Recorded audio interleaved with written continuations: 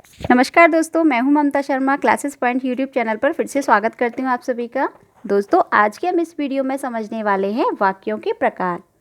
तो वीडियो शुरू करने से पहले आप सभी से रिक्वेस्ट करना चाहती हूं कि अगर आपको ये मेरी वीडियो पसंद आए, अच्छे से समझ में आए, तो वीडियो को लाइक कीजिए। और अगर अभी तक आपने चैनल को सब्सक्राइब नहीं किया है तो प्लीज़ चैनल को सब्सक्राइब कर लीजिए और बेल आइकन प्रेस कर दीजिए। तो चलिए अपनी वीडियो शुरू करते हैं। जैसा कि अभी हमने बताया कि हम इस वीडियो में पढ़ेंगे वाक्यों के प्रकार। तो सबसे पहले हम देखेंगे वाक्यों को दो आधारों पर वर्गीकृत किया जाता है। कितने आधारों पर? दो आधारों पर। पहला रचना के आधार पर और दूसरा अर्थ के आधार पर। यहाँ पे जो हमारे वाक्य हैं उनको दो आधारों पर वर्गीकृत किया जाता है, रचना के आधार पर और अर्थ के आधार पर। आज हम इस वीडियो में समझेंगे रचना के आधार पर वाक्यों का भेद। रचना के आधार पर वाक्य भेद कितने प्रकार से होते हैं? तीन प्रकार से। सरल वाक्य, संयुक्त वाक्य और मिश्र वाक्य। अब ये तीनों प्रकार हैं इसके, सरल, संयुक्त और मिश्र वाक्य।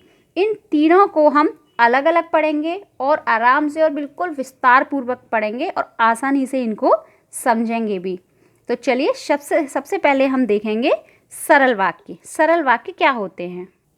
सरल वाक्य देखते हैं जिस वाक्य में, यहाँ पे दोस्तों बिल्कुल थोड़ा सा ध्यान देने की आवश्यकता है, आपको ध्यान दे के पढ़ेंगे, ज़्यादा कठिन नहीं है। अगर आप थोड़ा सा ध्यान दे के समझ लेंगे तो आपके कोई भी समस्या नहीं आने वाली है।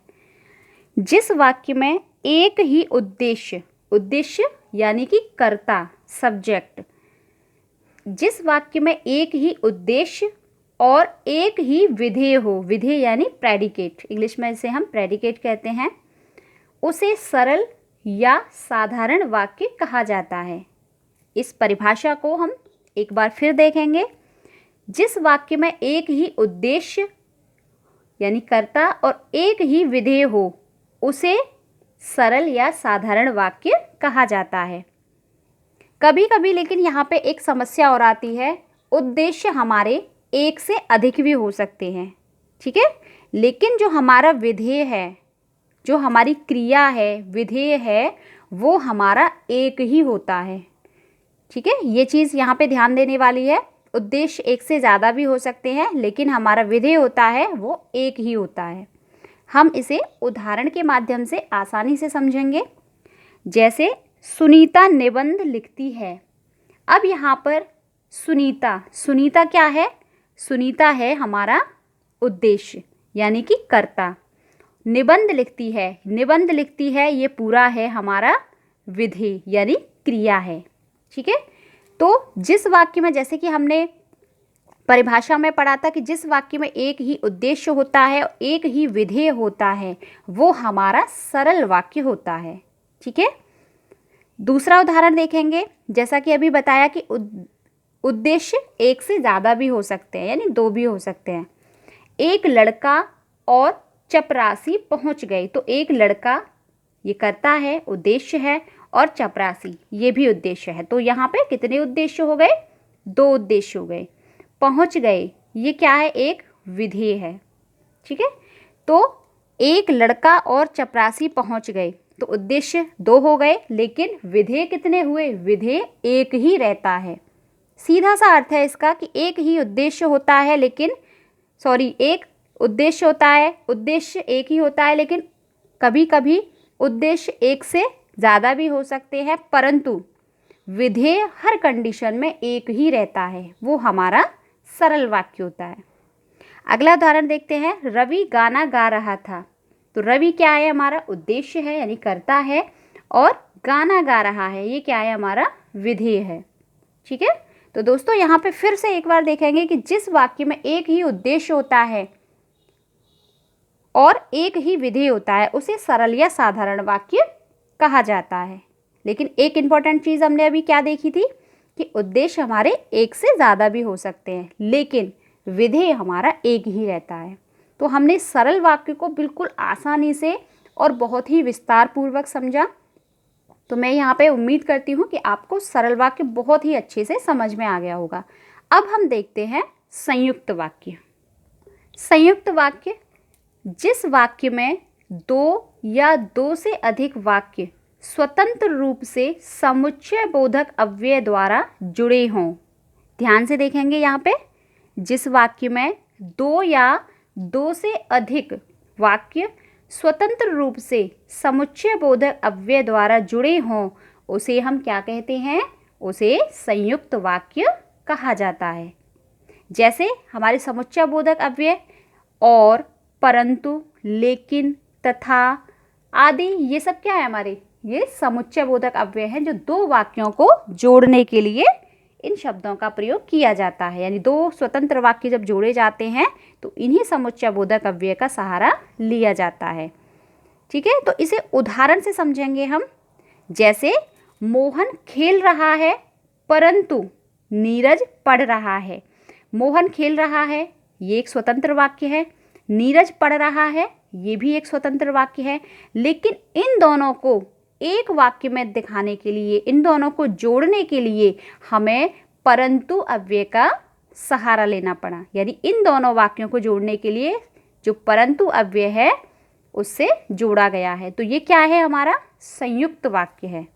कौन सा वाक्य है? संयुक्त वाक्य। दूसरा देखेंगे, गीता गाना गा रही है और राम सो रहा है। तो ये दोनों वाक्य हैं, स्वतंत्र वाक्य हैं, लेकिन ये समुच्चय बोधक अव्यय द्वारा जुड़े हैं। और जो समुच्चय बोधक द्वारा वाक्य जुड़े होते हैं उन्हें हम क्या कहते हैं? संयुक्त वाक्य कहते हैं। जैसे और है, तथा है, अथवा है, या, किंतु, लेकिन, परंतु, ये सब क्या हैं? ये हमारे समुच्चय बोधक अव्यय हैं जो दो स्वतंत्र वाक्यों को जोड़ने का काम करते हैं। जैसे एक और उदाहरण देखेंगे, मोहन नाच रहा है या खुश हो रहा है। तो यहाँ पे क्या है? इन दोनों को जोड़ने के लिए या शब्द का सहारा लिया। तो या क्या है? ये समुच्चय बोधक अव्यय है। तो जिन स्वतंत्र वाक्यों को जोड़ने के लिए हम समुच्चय बोधक अव्यय का सहारा लेते हैं वो हमारा वाक्य कैसा हो जाता है? संयुक्त वाक्य कहा जाता है। एक बार फिर से देखेंगे, जिस वाक्य में दो या दो से अधिक वाक्य स्वतंत्र रूप से समुच्चय बोधक अव्यय द्वारा जुड़े हों उसे क्या कहा जाता है? संयुक्त वाक्य कहा जाता है। ठीक है, अब हम देखेंगे मिश्रित वाक्य। मिश्रित वाक्य में देखेंगे सबसे पहले परिभाषा, जिस वाक्य में एक प्रधान उपवाक्य। यहाँ दोस्तों थोड़ा सा ध्यान देंगे क्योंकि यहाँ पे थोड़ी सी आपको हो सकता है थोड़ा सा आप कंफ्यूज हो जाओ, लेकिन थोड़ा सा ध्यान देंगे यहाँ पे। जिस वाक्य में एक प्रधान उपवाक्य हो और अन्य आश्रित उपवाक्य हो। क्या हो? जिस वाक्य में एक प्रधान उपवाक्य हो और अन्य आश्रित उपवाक्य हो उसे मिश्र या मिश्रित वाक्य कहते हैं। इसमें गौड़ उपवाक्य मुख्य उपवाक्य पर आश्रित रहता है। जो गौड़ उपवाक्य है, जो यानी कि द्वितीय उपवाक्य है, वो मुख्य उपवाक्य पर आश्रित रहता है, यानी डिपेंड रहता है। मिश्र वाक्य के उपवाक्य कौन से हैं? जैसे कि, जैसा, वैसा, जो, वह, जब, तब, क्योंकि आदि योजकों से जुड़े हुए होते हैं।